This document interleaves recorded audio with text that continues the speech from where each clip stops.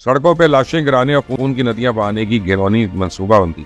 पाकिस्तान को आगे बढ़ने से रोकने के लिए इस्लामाबाद में एक हंगामा बढ़ साजिशें उरूज पे है। इंतजारी टोला सानिया मॉडल टाउन जैसे एक और साने की तलाश में ताने बाने बुन रहा है। अडियाला जेल का ताला इतना मजबूत है कि अली अमीन गंडापुर ने उसको बता दिया कि जनाब मेरी इतनी औकात नहीं कि मैं आपको रिहा कराने के लिए पेशावर से कोई लश्कर ला सकूं। इस्लामाबाद की सड़कों पर जो भी आएगा वो वापस घर नहीं जाएगा बल्कि जेल जाएगा। पीटीआई पूरा जोर लगाकर भी कल सुप्रीम कोर्ट के बाहर 20 वकील जमा नहीं कर सकते। अब क्या होगा? हर गुजरते दिन के साथ पाकिस्तान की मईशत मजबूत और तवाना हो रही है। आलमी बिरादरी का पाकिस्तान पे एतमाद बहाल हो रहा है।